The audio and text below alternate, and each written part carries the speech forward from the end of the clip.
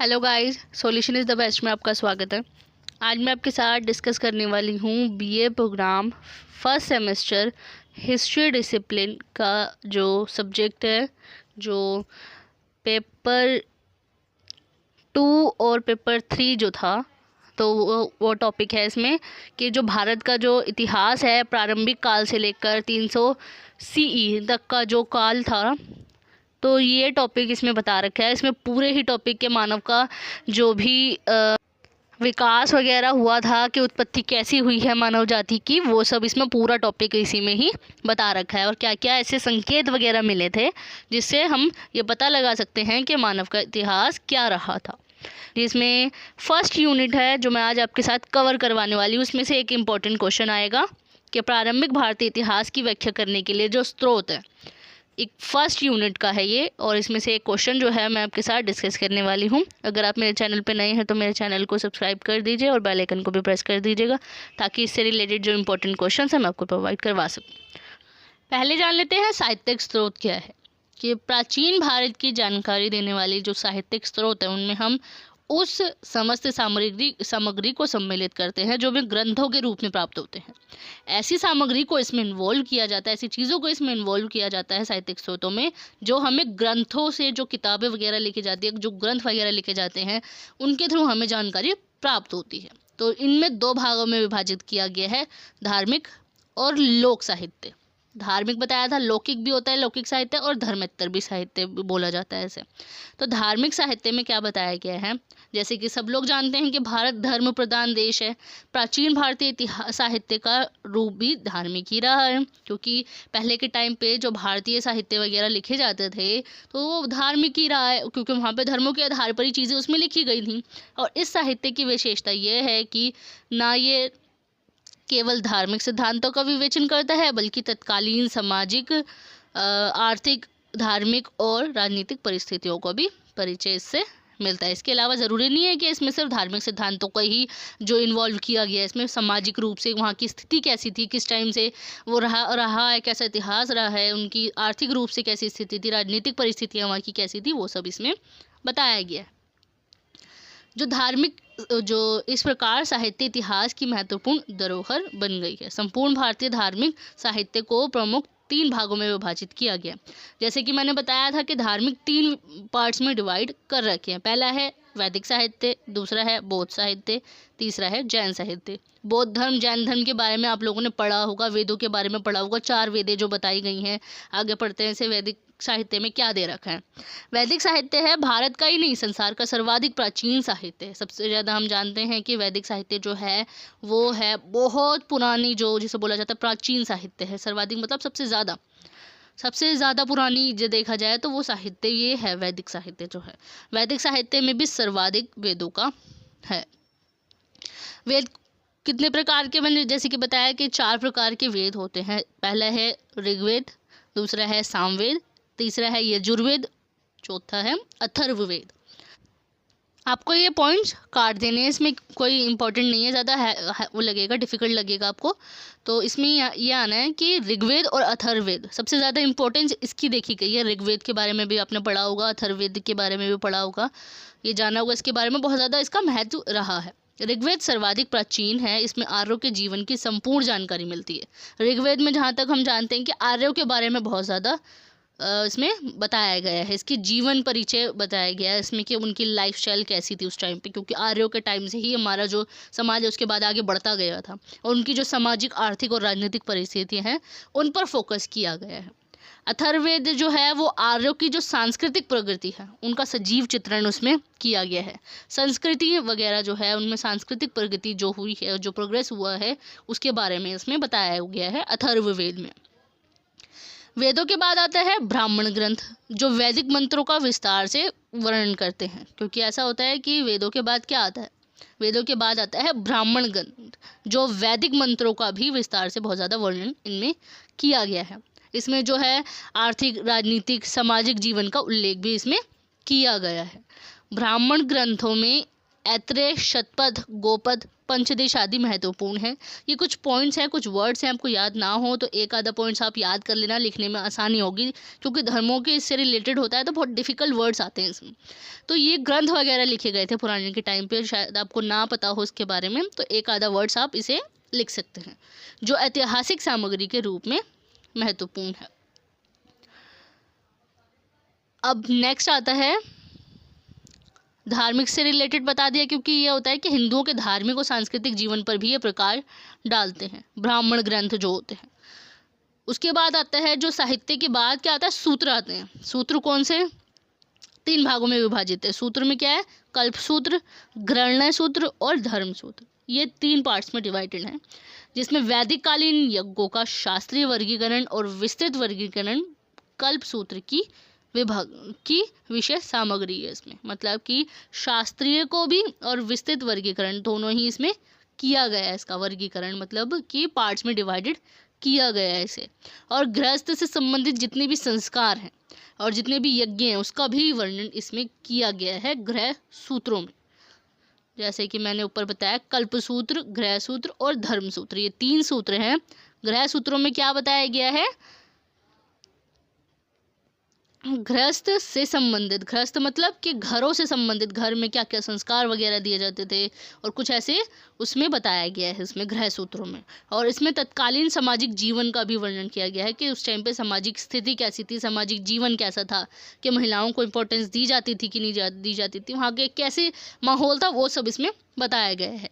और धर्म सूत्र में क्या है कि राजनीतिक, सामाजिक और वैधानिक व्यवस्थाओं का उल्लेख इसमें किया गया है। सूत्र साहित्य के साथ साथ 6 वेदांगों शिक्षा, 6 वेदांगों के शिक्षा, कल्प, निरुक्त, व्याकरण और ज्योतिष का भी पर्याप्त ऐतिहासिक महत्व रहा है। शिक्षा, एजुकेशन, कल्प, निरुक्त, व्याकरण, ये सब पॉइंट्स है जिसके बारे में ऐतिहासिक महत्व है इसका, क्योंकि ऐतिहासिक महत्व मतलब पुराने के टाइम पे इसको बहुत ज़्यादा इंपॉर्टेंस दी जाती थी। और महाकाव्य काल में भी महत्वपूर्ण साहित्य की रचना भी की गई है। इसमें रामायण और महाभारत के बारे में जैसे कि आपने जाना होगा, तो ऐसे महाकाव्य वगैरह भी ये उसी टाइम से लिखना ये आरंभ हुए थे, क्योंकि ये बुक्स वगैरह लिखी गई है जिसमें आप लोगों ने पढ़ा है इस चीज़ के लिए कि रामायण क्या है और महाभारत वगैरह क्या है। उस टाइम पे ये साहित्य वगैरह लिखे जाते थे, उनकी रचना हुई थी उस टाइम पे। और महाकाव्यों के अलावा पुराण वगैरह और स्मृतियाँ वगैरह भी मिली गई थी, जो वैदिक साहित्य में ही एक अंग माना गया इसका, कि वैदिक साहित्य ही में ही एक प्रकार से ये अंग है, इसका पार्ट है एक प्रकार से पुराण और स्मृतियाँ। और पुराणों की संख्या कितनी थी, 18, और स्मृतियाँ भी आर्यों के साहित्य का विशिष्ट अंग है। आर्यों के साहित्य मतलब कि आर्यों के टाइम पे जो भी चीज़ें लिखी गई थी उसमें जितने भी साहित्य वगैरह लिखे गए थे उसी का ही एक पार्ट माना गया है स्मृतियों को। और विभिन्न ऋषियों के नाम से भी प्रचलित स्मृतियाँ जो ऐतिहासिक महत्व की जानकारी इसमें देते हैं। ऋषि मुनि और ऋषियों वगैरह के नाम भी इसमें बहुत ज़्यादा स्मृतियाँ जिसे बोला जाता है, इसकी भी इंपॉर्टेंस उस टाइम पे देखी गई थी। ये जो पॉइंट्स हैं आपको अच्छे से याद करना है इन पॉइंट्स को, इसमें कोई चेंजेस वगैरह नहीं कर सकते क्योंकि वो धर्म से रिलेटेड है। और धर्म में जानते हो आप लोग कि बहुत ज़्यादा डिफ़िकल्ट वर्ड्स वगैरह यूज़ किए जाते हैं। इसमें कोई इजी वर्ड्स नहीं है कि आपको इजी वर्ड में उसको लिखा जा सके, ये जैसी इसमें लैंग्वेज लिखी है आपको वैसे ही इसमें लिखना है। दूसरा आता है बौद्ध साहित्य। आर्यों के द्वारा रचित विभिन्न साहित्य के समान ही बौद्ध साहित्य भी है। आर्यों के बारे में जो लिखा गया था, जितने भी साहित्य वगैरह लिखे गए थे उसके साथ साथ बौद्ध साहित्य भी बहुत ज़्यादा इसका महत्व इसमें देखा गया। ऐतिहासिक महत्व, ऐतिहासिक में फिर से बता दो, ऐतिहासिक होता है जो इतिहास रहा है। इन साहित्य का जितना भी इतिहास रहा है उनका बहुत ज़्यादा उस टाइम पे महत्व रहा था, तो ऐतिहासिक महत्व उसे बोला जाता था। जातक महात्मा बुद्ध के पहले जीवन की अतिशयोक्तिपूर्ण घटनाओं का सजीव चित्रण उपस्थित करते हैं। जो अतिशयोक्तिपूर्ण घटनाओं क्या होता है, अतिशयोक्तिपूर्ण घटनाओं का मतलब होता है बहुत ज़्यादा जो स्पेशल इवेंट्स वगैरह होते हैं उसका सजीव चित्रण इसमें देखा गया है महात्मा बुद्ध से पहले के टाइम पे। यद्यपि इसमें कल्पना का सहारा लिया गया मालूम पड़ता है, किंतु फिर भी यह बुद्ध के पूर्व की सामाजिक स्थिति जानने का उत्तम स्रोत है, क्योंकि ये जो है जो साहित्य वगैरह जो बनाए गए हैं ये, लेकिन इसमें कल्पना का सहारा तो लिया गया, ये तो साफ साफ पता लगता है कि इसमें कल्पनाएं वगैरह देखी गई थी, लेकिन ये बुद्ध से पहले की जो सामाजिक स्थिति थी उसके बारे में जानने के लिए इसको स्रोत माना गया है। महात्मा बुद्ध के बारे में जैसे कि आप लोग जानते हैं महात्मा बुद्ध के बारे में, तो वो ही बौद्ध धर्म वहीं से ही शुरू हुआ था। तो वही बौद्धों के धर्म ग्रंथ त्रिपिटक के नाम से प्रसिद्ध है। जैसे कि जानते हो कि बौद्धों के धर्म जो ग्रंथ थे वो त्रिपिटक के नाम से जानते हैं। त्रिपिटक जानते हो कि 3 प्रकार के पिटक थे उसमें। पहला था सुत्त पिटक, दूसरा था अभिधम पिटक और तीसरा था विनय पिटक। ये 3 पिटकों के बारे में आई थिंक आप 11th-12th में भी आपने ये चीज़ पढ़ी होगी, जिसमें त्रिपिटक के बारे में बताया गया है। तो जिसमें बौद्ध धर्म सिद्धांतों का बहुत ज़्यादा वर्णन इसमें देखा गया है। अलग अलग विषय इसमें देखे गए हैं कि सुत्त पिटक में क्या था कि महात्मा बुद्ध के सिद्धांतों के बारे में बताया गया था, जो 5 निकायों पर आधारित है। 5 सिद्धांत के बारे में बताया गया था सुत्त पिटक में महात्मा बुद्ध के बारे में। दूसरा है अभिधम पिटक, जिसमें वेदांतिक सिद्धांतों की चर्चा की गई थी। वेदांतिक का मतलब होता है एकत्ववाद, जिसे बोला जाता है, मतलब कि एक होना किसी चीज़ का, कि किसी इंसान को उसमें बहुत ज़्यादा अलग ना समझना, किसी भी इंसान को सब चीज़ को एक जैसा समझना। तो उन सिद्धांत वगैरह भी इसमें बताए गए हैं। तीसरा पिटक है विनय पिटक, जिसमें बताया गया है बौद्ध मठों के संगठन अनुशासन का इसमें वर्णन किया गया है। जो बौद्ध मठ हैं उनके संगठन वगैरह क्या क्या थे, ऑर्गेनाइजेशंस वगैरह क्या क्या थी और उनका अनुशासन वगैरह क्या क्या था, तो उसके बारे में इसमें चर्चा की गई है।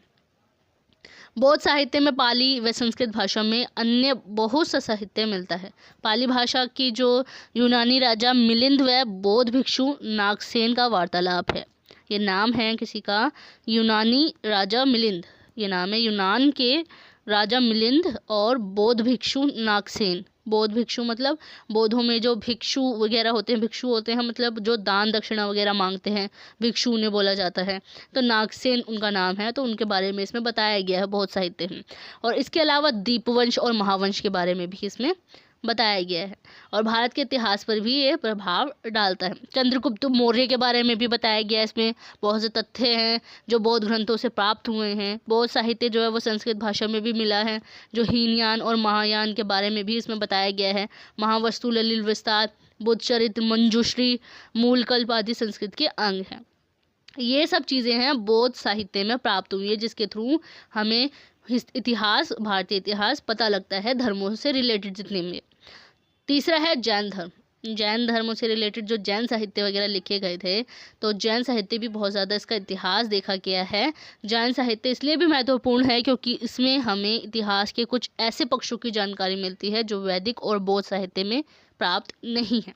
जो वेद है, वेदों में और जो बौद्ध ग्रंथ हैं उनमें ऐसी चीज़ें, ऐसी जानकारी प्राप्त नहीं हुई हैं, जिनसे उसके अलावा इसमें बहुत सी चीज़ें इसमें बताई गई हैं। ईसा पूर्व 5वीं व 6ठी शताब्दी में, मतलब कि 5वीं व 6ठी शताब्दी ईसा पूर्व से पहले लिखे गए जैन ग्रंथों में कल्प सूत्र, आचारोग सूत्र और भद्रबाहु चरित महत्वपूर्ण है। जैन ग्रंथों की विशेषता ये बताई गई है, इनमें कथाओं को इस ढंग से प्रस्तुत किया गया है जिससे इतिहासकार को तथ्य संकलित करने में कठिनाई नहीं होती। तथ्य संकलित मतलब कि जो तथ्य है, कोई पॉइंट ऑफ व्यूज़ जो है, कुछ ऐसे इतिहासकार वगैरह जो तथ्य वगैरह लेते हैं, कुछ ऐसी बातें उसमें चीज़ें कहीं इकट्ठा करने में उन्हें तकलीफ नहीं आती। ऐसी चीज़ों का, ऐसी कथाएं वगैरह उनको प्रस्तुत की गई हैं जैन ग्रंथों में। और आचारांग सूत्र में जैन भिक्षुओं के आचार नियमों का उल्लेख है। जैन भिक्षु वगैरह जो होते हैं, जो जैनी वगैरह होते हैं, उनके आचार, उनके कुछ नियम वगैरह हैं, उनका उल्लेख भी बहुत सही प्रकार से, उसमें सही ढंग से प्रस्तुत किया गया है ऐसे ग्रंथों में, ताकि जो है इतिहासकार को समझने में व पढ़ने में कठिनाई का सामना नहीं करना पड़ता। महावीर स्वामी के समय से ऐसा हुआ था कि राजाओं और जैन सम्राटों का वर्णन इस ग्रंथ में भी देखा गया था। अशोक का पौत्र संपत्ति चंद्रगुप्त द्वितीय जैन था, जिसका वर्णन इस ग्रंथ में किया गया है और अन्य जैन ग्रंथों में भी इनका वर्णन किया गया है। चंद्रगुप्त मौर्य और चंद्रगुप्त द्वितीय, उनके जो अशोक के बारे में भी इसमें बताया गया है। भद्रबाहु चरित्र में सम्राट के गुरु आचार्य मद्रबाहु का चरित्र है। जैन आगम ग्रंथों में 12 अंगों का प्रमुख स्थान है। तो ये सब चीज़ें इसमें बताई गई हैं। जैसे कि मैंने बताया 3 धर्मों के बारे में बता दिया, बौद्ध धर्म, जैन धर्म और वेदों के बारे में, वैदिक साहित्य जिसे बोला जाता है। तो 3 साहित्य तो वो हो गया। अब आता है धार्मिकतर साहित्य जिसे बोला जाता है या लौकिक साहित्य जिसे बोला जाता है। ये भी जो है इनका भी स्थान देखा गया है प्राचीन इतिहास में। इनको भी 3 भागों में विभाजित किया गया है। पहला है ऐतिहासिक ग्रंथ, दूसरा है जीवन चरित्र और तीसरा है साहित्यिक ग्रंथ। साहित्य के बारे में बताया मैंने, ग्रंथ वगैरह जो लिखे गए थे। ऐतिहासिक ग्रंथ मतलब जो पुराने के टाइम पे जो ग्रंथ वगैरह लिखे गए थे। जीवनी जिसे बोला जाता है, जीवन चरित्र के बारे में इसमें एक्सप्लेन किया गया है। प्राचीन भारतीय इतिहास जो है ऐसे ग्रंथों का भंडार है जो इतिहास की दृष्टि से बड़े महत्वपूर्ण है। पतंजलि का महाभाष्य शुंग वंश के प्रारंभिक काल की जानकारी देता है। मौर्य वंश का विवरण जो है पाणिनि का अष्टाध्यायी से मिलता है। ये पॉइंट्स बहुत ज़्यादा हार्ड लैंग्वेज में हैं तो ये स्किप कर दो। नेक्स्ट पढ़ते हैं कि ऐतिहासिक ग्रंथ क्या है। 3 ग्रंथ वैसे बताया मैंने कि 3 पार्ट्स में जो डिवाइड कर रखा है। धर्मोत्तर जो है ऐतिहासिक ग्रंथों में क्या बताया गया है कि सर्वाधिक महत्वपूर्ण और विश्वसनीय कौटिल्य का अर्थशास्त्र है। मतलब कि ऐतिहासिक ग्रंथों में सबसे विश्वसनीय मतलब कि बहुत ज़्यादा ट्रस्टेबल जिसे बोला जाता है और सबसे ज़्यादा इम्पोर्टेंट कौन सा है? कौटिल्य का अर्थशास्त्र, जिसके बारे में आप हर बार पढ़ते हैं कौटिल्य के बारे में और उसके अर्थशास्त्र के बारे में, जिसे इसमें सम्राट चंद्रगुप्त के महामंत्री चाणक्य ने उस काल की राजनीतिक स्थिति, शासन पद्धति और सामाजिक, आर्थिक और धार्मिक जीवन का विस्तृत विवरण प्रस्तुत किया गया है। ऐतिहासिक ग्रंथों में सबसे इम्पोर्टेंट क्या है? कौटिल्य का अर्थशास्त्र, क्योंकि ये सम्राट था चंद्रगुप्त के महामंत्री। चंद्रगुप्त के टाइम पे जब ये महामंत्री थे, सम्राट चंद्रगुप्त के जो महामंत्री थे चाणक्य, जिन्होंने उस टाइम पे ऐसी स्थिति वहाँ की प्रस्तुत की थी भारत की, सामाजिक रूप से, आर्थिक रूप से और धार्मिक जीवन के बारे में उन्होंने बताया था। वहाँ का शासन पद्धति के बारे में बताया था, शासन किस प्रकार से चलाया जाता है वहाँ का। दूसरा महत्वपूर्ण ग्रंथ क्या है? कश्मीरी पंडित कौन है? कल्हण की राजतरंगिणी, जिसके बारे में आप लोगों ने पढ़ा भी होगा। कौटिल्य के बारे में भी और कश्मीरी पंडित कल्हण के बारे में भी, राजतरंगी, जिसमें कश्मीर के 12वीं शताब्दी के मध्य के इतिहास पर समुचित प्रकाश पड़ता है। बाणभट्ट रचित हर्ष चरित्र ने भी बहुत ज़्यादा, इनका भी ऐतिहासिक महत्व रहा है। इसमें 7वीं शताब्दी के इतिहास को चित्रित किया है और दक्षिण भारत के जितने भी राज्य हैं उनका वर्णन किया गया तमिल और प्राकृत भाषाओं में, ऐसे ग्रंथों में लिखा गया है। और प्राकृत भाषा जो है वाक्यपति द्वारा रचित है। ग्रंथ गोडवाहा में कन्नौज नरेश यशोवर्मन के शासनकाल का वर्णन है। थोड़े बहुत पॉइंट्स लिख लेना जो आपको समझ में आए, जिसमें आ जाता है कौटिल्य के बारे में, चाणक्य के बारे में और राजतरंगी के बारे में, कश्मीरी पंडित ने जो लिखा था। और दूसरा है इसमें जीवन चरित्र के बारे में। आगे बढ़ने से पहले थोड़ा सा पॉइंट्स इसमें जान लेते हैं क्या क्या था इसमें, कि ऐतिहासिक रूप से जितने भी ग्रंथ वगैरह मिले गए थे तो वो जो है वो तत्कालीन जनजीवन, उस टाइम पे जो सिचुएशन थी, जो कंडीशन थी, उनकी जो लाइफस्टाइल थी, उसके बारे में जानकारी प्राप्त होती है। और उससे जो भौतिक संस्कृति है, प्रशासन वहाँ का कैसा था, वहाँ की राजनीतिक, वहाँ की जानकारी इसमें प्राप्त होती है। जैसे कि मैंने बताया कि जो चंद्रगुप्त मौर्य के प्रधानमंत्री थे, जो कौटिल्य, चाणक्य जिन्हें बोला जाता है, वो अर्थशास्त्र में मौर्यकालीन सामाजिक, धार्मिक, आर्थिक, राजनीतिक और अर्थव्यवस्था का यथोचित ज्ञान करता है। मतलब उसके बारे में, इसमें जो उनकी लाइफस्टाइल है, कैसी कैसी के धार्मिक रूप से, आर्थिक रूप से जितनी भी सिचुएशन थी वहाँ उस टाइम पे, तो उसके बारे में इन्होंने वर्णन किया है। दूसरा है मुद्रा राक्षस। विशाख दत्त द्वारा लिखित इस नाटक से चाणक्य और जो चंद्रगुप्त मौर्य हैं उनके द्वारा नंद वंश के विनाश के बारे में, उनके विषय में जानकारी इसमें प्राप्त होती है। ये कुछ पॉइंट्स हैं। वैसे तो मैंने 2-3 पॉइंट्स उसमें बताए थे, लेकिन इसमें भी कुछ पॉइंट्स इसमें बताए हुए हैं कि जिसमें आप लिख सकते हैं कि हर्ष चरित्र के बारे में। इसकी रचना की थी बाणभट्ट ने और इसमें हर्षवर्धन के जीवन चरित्र के बारे में बताया गया था और उसके विजयों के बारे में बताया गया था कि क्या क्या उनकी विजय हुई थी उनके टाइम पर, तो उन्होंने जानकारी इसमें प्रदान की गई है। ये बता दिया मैंने। साहित्यिक स्रोतों में जो देशज साहित्य था उसके बारे में बताना था, जिसमें धर्म और धर्मेतर के बारे में बताया। उसके भी कुछ पॉइंट्स थे, उसके भी पार्ट्स थे कि वैदिक साहित्य, बौद्ध साहित्य, जैन साहित्य वगैरह, उसमें बताना था। लौकिक साहित्य में क्या था? ऐतिहासिक ग्रंथों के बारे में बताना था, उनकी जो लाइफस्टाइल है उनके बारे में बताना था कि किससे हमें जानकारी प्राप्त होती है, साहित्य वगैरह। अब इसमें जो देशज तो हो गया कंप्लीट, देशज में ये पूरा टॉपिक था। अब आता है विदेशी यात्रियों द्वारा जो वृत्तांत लिखे गए थे, विदेशी साहित्य वगैरह जो लिखे गए थे, उसके बारे में इसमें बताना है। प्राचीन भारत के इतिहास की जानकारी के लिए भारत में आए विदेशी यात्रियों का वर्णन भी इसमें महत्वपूर्ण है, क्योंकि इन्होंने जो भारत की यात्रा वगैरह की थी विदेशियों ने, उन्होंने ये चीज़ जानी थी कि भारत का इतिहास उस टाइम पे क्या रहा था, तो उसके बारे में इन्होंने साहित्य वगैरह लिखी गई थी। तो इन विदेशियों से भारत की अतिशयोक्तिपूर्ण प्रशंसा नहीं की जा सकती, बहुत ज़्यादा जिसे बोला जाता है प्रशंसा नहीं की जा सकती, क्योंकि इन्होंने ज़्यादा इतना नहीं लिखा था इनके बारे में। उनके वर्णन अधिकांशतः निष्पक्ष दिखाई देते थे, किंतु भारतीय समाज और उसकी भाषा की जानकारी ना होने के कारण उन्होंने कुछ स्थान पर कल्पित बातें भी लिखी हैं। कुल मिलाकर ये वृत्तांत भारतीय इतिहास के लिए महत्वपूर्ण है। इन यात्रियों में ईरानी, चीनी, मुसलमान यात्री के वृत्तांत भी इसमें मिलते हैं, जो भारत की परिस्थितियों का इसमें चित्रण किया गया है। सजीव चित्रण मतलब बहुत ज़्यादा लंबा इसमें चित्रण इसमें बताया गया है, बहुत ज़्यादा गहराई से इनके बारे में इन्होंने बताया गया है।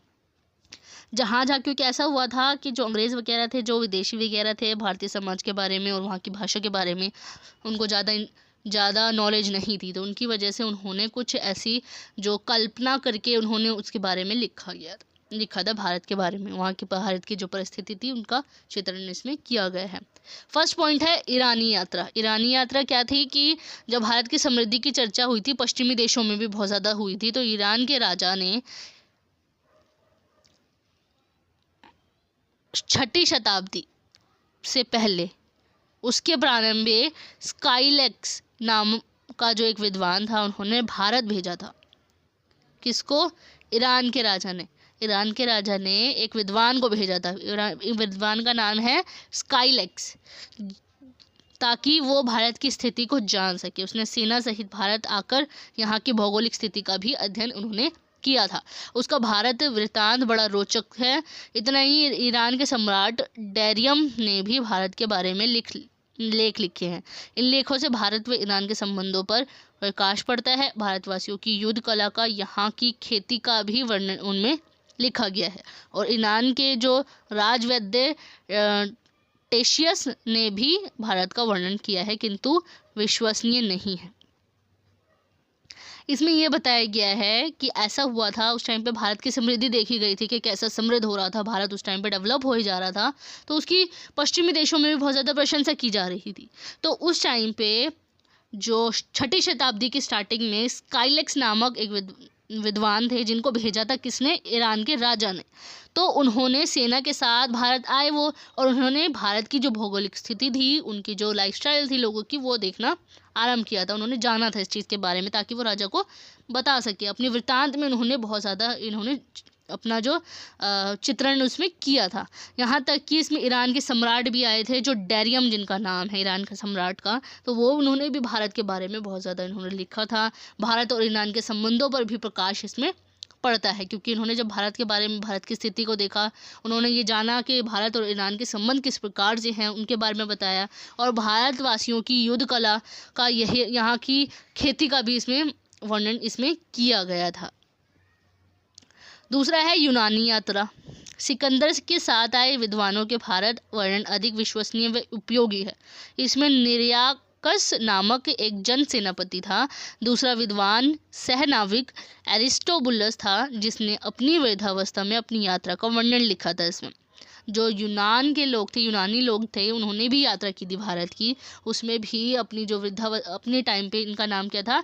एरिस्टोबुलस जो आए थे, उन्होंने अपनी वृद्धावस्था की जो उनकी उम्र थी, तो अपनी यात्रा उन्होंने की थी और उन्होंने अपना वृत्तांत लिखा था। उनके वृत्तांत जो है वो अब उपलब्ध नहीं है इस टाइम पे, करंटली जो इनकी जो अवेलेबल नहीं है उनके वृत्तांत वगैरह, लेकिन उन्होंने भी बहुत ज़्यादा भारत की स्थिति को जाना था और उन्होंने भी जो साहित्य वगैरह जो उन्होंने लिखे थे, वृत्तांत वगैरह लिखे थे। सिकंदर की मृत्यु के बाद ही उसके जो सेनापति थे सेल्यूकस ने उसकी पूर्वी साम्राज्य पर अधिकार कर लिया था। जो पूरा साम्राज्य था उस पर अधिकार कर लिया था। पहले के टाइम पे जो साम्राज्य था उन पर सेल्यूकस ने अधिकार कर लिया था, क्योंकि उनका सेनापति थे। क्योंकि ऐसा हुआ था कि सिकंदर की जब डेथ हुई थी, उसके बाद उसके सेनापति ने उस पर अधिकार कर लिया। उन्होंने भी भारत में मौर्य सम्राटों के दरबार में अपने राजदूत भेजे थे। चंद्रगुप्त मौर्य से पराजित होकर उसने संधि कर ली और मैग्थनीस को राजदूत बनाकर भेजा था। वह लंबे समय तक भारत में रहा और अपने ग्रंथ इंडिका में भारत के शासन प्रबंधन और भारतीय सामाजिक जीवन पर प्रकाश डाला था। वो काफ़ी टाइम तक, क्योंकि ऐसा हुआ था कि जो चंद्रगुप्त मौर्य है उससे हार गया था वो, जो सेनापति था सेल्यूकस, तो उसकी वजह से उसने संधि कर ली थी। उन्होंने वो जो है वो लंबे समय तक भारत में ही रहा था और उसने एक ग्रंथ लिखा था, इंडिका नामक ग्रंथ, जो उसने लिखी थी सेल्यूकस ने। तो वो भारत के शासन प्रबंध के बारे में उसने जानकारी लिखी कि वहाँ का शासन किस प्रकार से चलाया जाता था, वहाँ के लोग किस प्रकार से थे, और भारतीय जो सामाजिक जीवन था उस पर भी इसने बहुत ज़्यादा वृत्तांत अपना लिखा था। अब ये पुस्तक अवेलेबल ही नहीं है जो उसने इंडिका लिखी थी, और किंतु बाद के लेखकों में एरियन, एपियन, स्ट्रैब्रो और जस्टिन आदि के मैग्थनीज की पुस्तक से अनेक उदाहरण इसमें लिए भी गए हैं।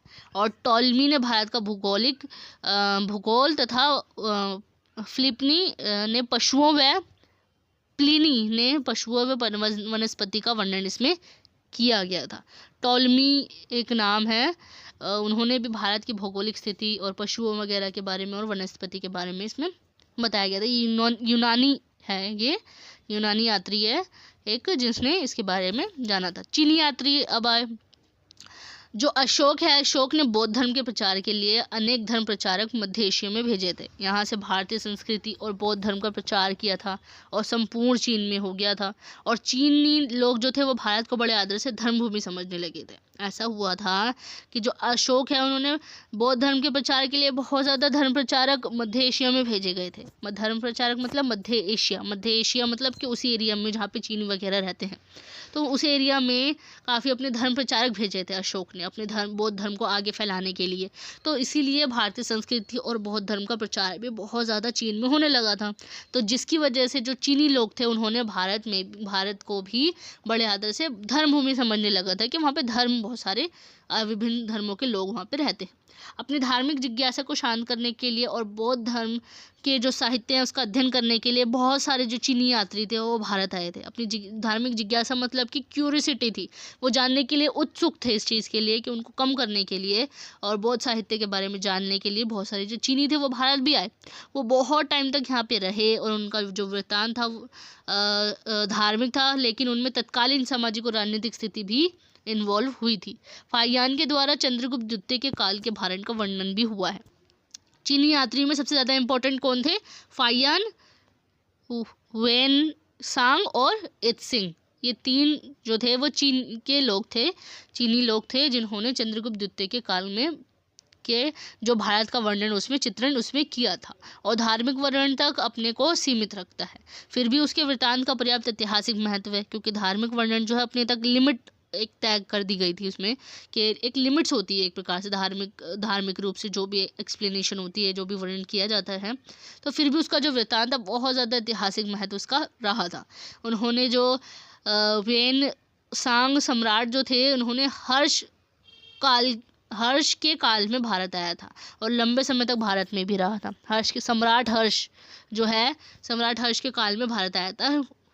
वेनसांग जो था वो लंबे समय तक भारत में भी रहा था और धार्मिक वर्णन के बारे में भी उसने लिखा, और उस टाइम पे जो भारत की सामाजिक, आर्थिक और राजनीतिक स्थिति थी उसका भी वर्णन इसमें किया था। और इत्सिंग जो था वो 7वीं शताब्दी में भारत आया था और बहुत समय तक इन्होंने नालंदा विश्वविद्यालय में अध्ययन करता रहा था। विक्रमशिला और नालंदा विश्वविद्यालय जो है उसमें इसने अध्ययन किया था, और उसने भी उस समय की जो सामाजिक और धार्मिक परिस्थिति थी उसका वर्णन किया था। लेखक हुइली का नाम भी इसमें उल्लेख है, उसमें वेनसांग की जीवनी भी लिखी है। ऐसे ग्रंथ वगैरह भी लिखे गए थे इसमें, कन्यूर और तंग्यूर, और भारत का वर्णन इसमें देखा गया। ये चीनी लैंग्वेज में लिखी गई थी ये सारी जितने भी पॉइंट्स इसमें बताए गए हैं। अब ये तो हो गया कि जो साहित्यिक स्रोत थे प्राचीन भारतीय इतिहास के जो स्रोतों में से जो साहित्यिक स्रोत था उसमें पूरे धर्मों से रिलेटेड था इसमें कि ग्रंथ वगैरह क्या थे साहित्य से रिलेटेड जिससे हमें जानकारी प्राप्त होती है।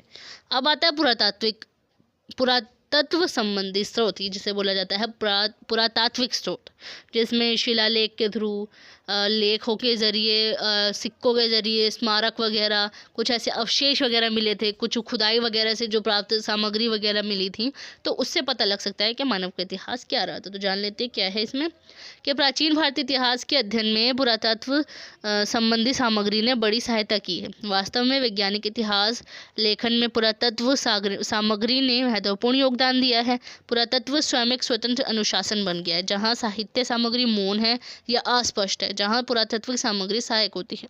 संदिग्ध परिस्थितियों में पुरातत्व सामग्री हमारी सहायता करती है, इतिहास के रिक्त स्थलों की पूर्ति करती है। यदि पुरातत्व सामग्री हमारी सहायता ना करती तो हम भारत के प्रागैतिहासिक काल के विषय में कुछ भी नहीं जान पाते। जैसा कि आप लोग जानते हैं, साहित्यों के थ्रू तो हमें समझ में आ गया कि वहाँ की जो लाइफस्टाइल थी, वहाँ का सामाजिक जीवन क्या था, वहाँ की कंडीशन क्या थी, वहाँ की सिचुएशन कैसी थी, वो तो पता लग जाता है।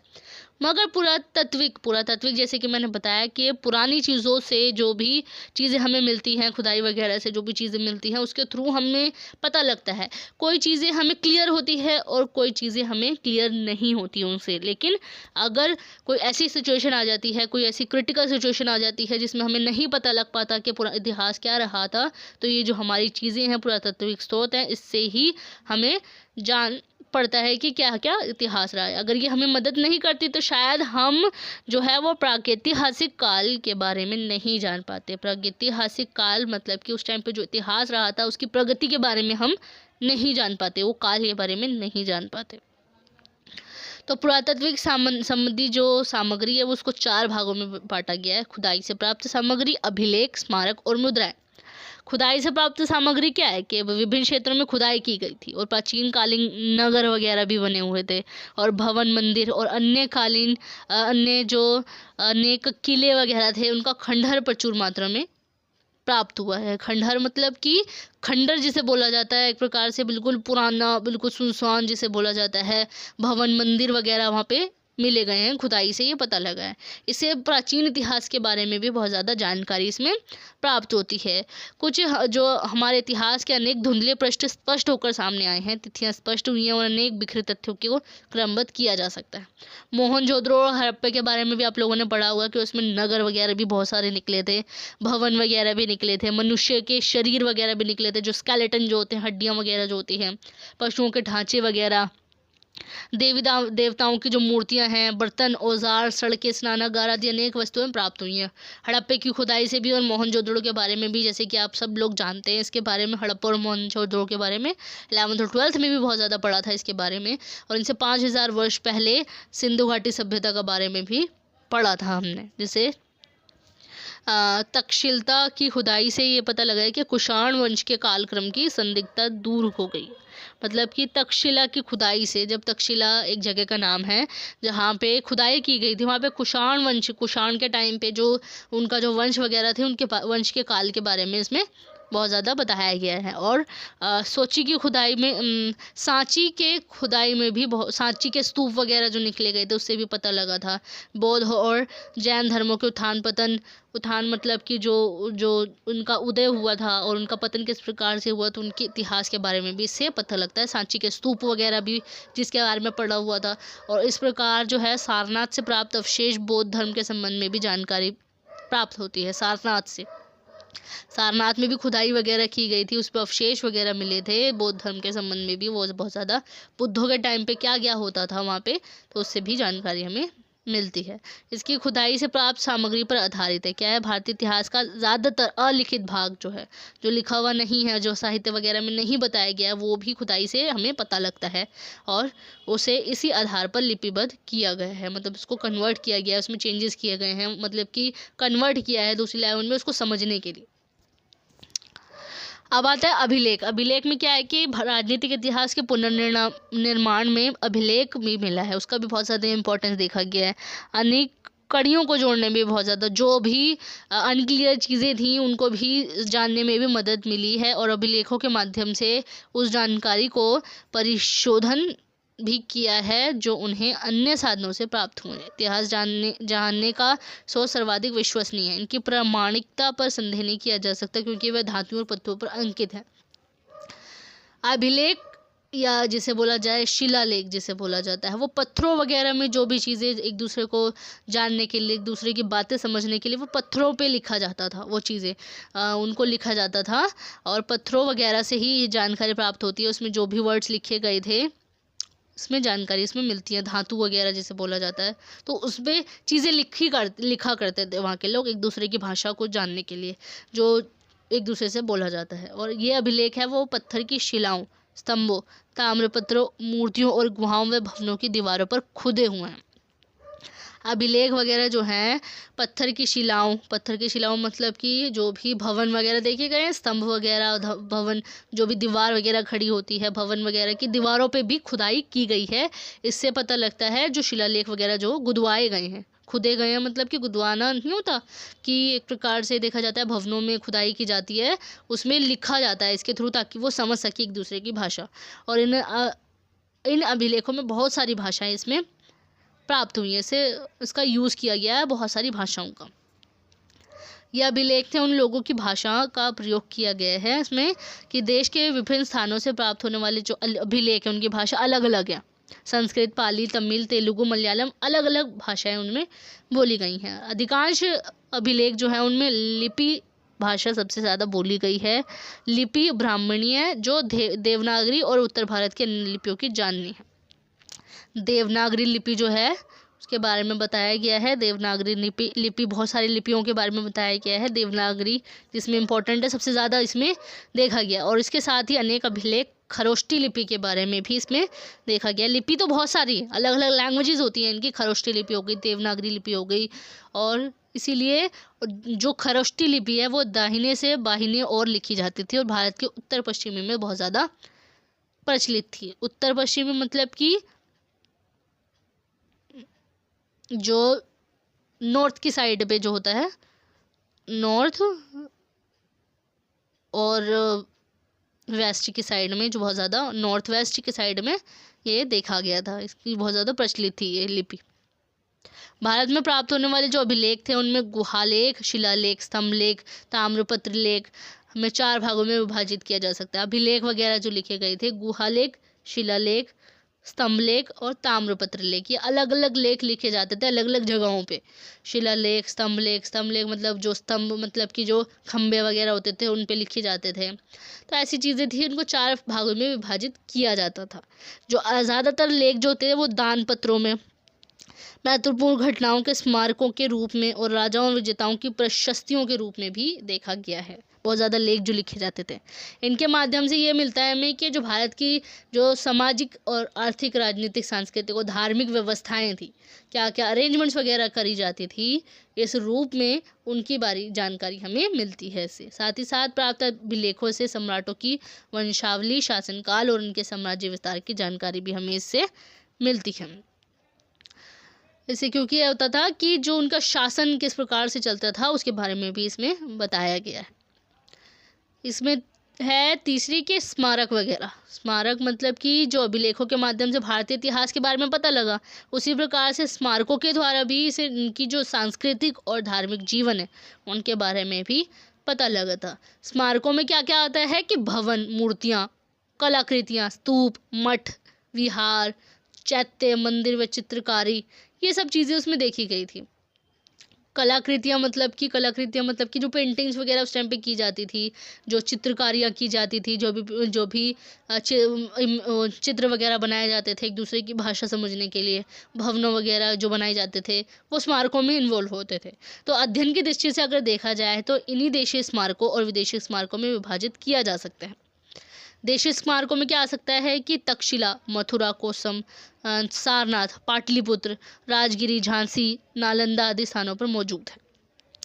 जो देशीय स्मारक हैं ये सारी जगह का नाम है। सारनाथ, मथुरा, तक्षशिला, इसके बारे में आपने जानते होंगे, झांसी, नालंदा। और तक्षशिला क्षेत्र की खुदाई से प्राप्त स्मारकों से कुषाणकालीन तिथि की जानकारी भी प्राप्त होती है। कुषाणों के टाइम पे जो भी डेट्स वगैरह होती थी, वहाँ की जो भी काल था उसके बारे में जानकारी हमें मिलती है।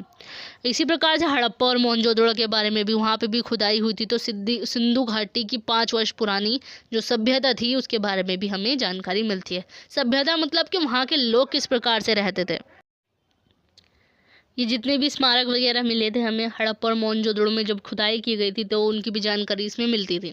विदेशों में जो स्मारक वगैरह मिले गए थे वो वैदेशिक संबंधों पर प्रकाश पड़ता है, मतलब कि भारत का विदेशों के साथ क्या क्या संबंध रहे थे उसके बारे में इसमें जानकारी मिलती है। जो देवालयों व मूर्तियों आदि के रूप में होने के कारण वहाँ पर भारतीय धर्म और संस्कृति के प्रचार की जानकारी देती है। मतलब कि विदेशी स्मारक वगैरह जो थे विदेशों में जो प्राप्त मिले हैं, जो भी जो प्राप्त स्मारक वगैरह हैं उससे ये पता लगता है कि भारत का जो विदेशों से क्या संबंध रहे हैं और विदेशों में भारत का जो धर्म संस्कृति के बारे में क्या क्या जानकारी उसमें दी, उससे रिलेटेड हमें जानकारी से मिलती है। जावा और कंबोज में प्राप्त स्मारक जो थे वो भारतीय कला मुखरित हो उठी है। मतलब कि भारतीय कला के बारे में बताया गया है जावा और कंबोज में, भारत की जितनी भी विदेशों में इसके बारे में बताया गया है। भारत के लोग इन देशों में अपने धर्म और संस्कृति का प्रचार व प्रसार के लिए गए थे। जैसे कि बताया गया है इसमें, इन स्मारकों से ये पता लगता है कि भारत के जो लोग थे अपने धर्म का प्रचार प्रसार करने के लिए विदेशों की यात्रा की थी, वहाँ पे अपने बारे में बताया था। तो ये स्मारक वगैरह वही थे और उन्हें अपने विचारों से भारतवासियों ने प्रभावित किया था और अपना सांस्कृतिक साम्राज्य प्रस्थापित किया था। जो हिंदू लोग हैं वो बड़ी संख्या में वहाँ जा बसे भी थे। जो विदेशों में जो हिंदू लोग थे वो बहुत ज़्यादा बसे भी थे, अपने धार्मिक प्रचार भी उन्होंने बहुत ज़्यादा किया था। अपना जो सांस्कृतिक साम्राज्य है उनका उसकी स्थापना करने के लिए भी बहुत ज़्यादा इन्होंने प्रयास किए थे विदेशों में। इन स्मारकों से ये सबूत मिलता है। चौथी चीज़ है इसमें मुद्राएं वगैरह। प्राचीन इतिहास में क्या बताया गया है कि मुद्राओं, सिक्कों और मोहरों का भी बहुत ज़्यादा महत्व इसमें देखा गया है। बहुत सारी मुद्राएं वगैरह इसमें प्राप्त हुई हैं, जिसमें 206 ईसा पूर्व से लेकर 300 ईस्वी तक का इतिहास इसमें बताया गया मुद्राओं से प्राप्त हुआ है। इस काल की मुद्राओं के अभाव में यह युग अंधकारमय ही बना रहता था कि भारतीय मुद्राओं पर पहले देवताओं के चित्र बहुत ज़्यादा हुआ करते थे। राजाओं के चित्र वगैरह, तिथियों आदि नहीं होती थी। मतलब कि एक प्रकार से देखा जाए जो भी सिक्के वगैरह वहाँ से मिला करते थे, वहाँ पे राजाओं के चित्र वगैरह बने होते थे। तो उसी बिहाफ पे हमें पता लगता था कि कौन सी कंट्री का, कौन सी देश का, कौन सी जगह का ये जो है सिक्का चलता है। तो उससे भी ये प्राप्त होता है कि वहाँ की स्थिति के बारे में बताया जाता है। भारत का जो उत्तर पश्चिमी में बैक्टीरिया के यूनानी राजाओं ने जब भारत पर शासन प्रारंभ किया था उनके संपर्क में आकर भारतीय राजाओं ने भी मुद्राओं पर अपने चित्र व तिथियां देनी आरंभ कर दी थी। मतलब कि उत्तर पश्चिमी में बैक्टीरिया के जो यूनानी राजाएं थे वहाँ पे भी भारत पर शासन प्रारंभ करना शुरू कर दिया था उन्होंने। उत्तर पश्चिमी मतलब कि जो भी भारत का जो हिस्सा था वहाँ पे उन्होंने यूनानी राजाओं ने उन पर कब्जा करना शुरू कर दिया था। तो उसी के देखा देखी जो था वो भारतीय राजाओं ने भी अपनी मुद्राओं पर जो है वो चित्र वगैरह लगाने शुरू कर दिए गए थे, अपने शासकों के चित्र वगैरह, ताकि जो यूनानी राजाएं हैं उनका प्रभाव कम किया जा सके। और शक, पल्लव और कुषाण राजाओं ने भी यूनानी राजाओं का भी अनुसरण इसमें किया था। शक राजाएं, मालव या योधेव गणराज्यों में तत्कालीन मुद्राएं वगैरह भी प्रकाशित होती है इसमें, मतलब इस पर प्रकाशित डालती हैं। ये जगह का नाम है, वहाँ के शक राजा, मालव और योधेव गणराज्य पर जो भी मुद्राएं वगैरह चलाई गई थी वो उस पर ध्यान आकर्षित किया जाता है, इस पर प्रकाश डाला जाता है। और इन मुद्राओं में देवी देवताओं का चित्रण भी बहुत ज़्यादा किया गया है। वहाँ की धार्मिक स्थिति को भी उससे जानकारी उससे मिलती है। देवी देवताओं को ज़्यादा माना जाता था, वहाँ के चित्रों को भी बहुत ज़्यादा इंपॉर्टेंस दी जाती थी। और भारत में रोमन मुद्राओं को भी वो बहुत ज़्यादा प्राप्त हुई हैं। रोमन मुद्राएँ वगैरह भी भारत में देखी गई हैं। इससे ये पता लगता है कि उस टाइम पे कि भारत का रोमन साम्राज्य से पर्याप्त व्यापारिक संबंध था। भारत का जो था वो रोमन साम्राज्य से व्यापारिक संबंध रहा है, इससे ये ज्ञात होता है।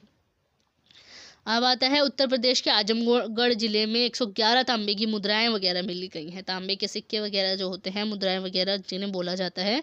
तो और आंध्र प्रदेश के गट्टूर जिले में नागार्जुन कोंड के इक्ष्वाकु राजाओं की 277 मुद्राएं मिली हैं। इससे ये ज्ञात होता है वहाँ की स्थिति के बारे में। वहाँ की जितनी भी मुद्राएं हैं उससे ज्ञात होता है कि वहाँ की स्थिति कैसी थी, वहाँ की आर्थिक स्थिति को जान सकें। तो ये था पुरातात्विक स्रोत।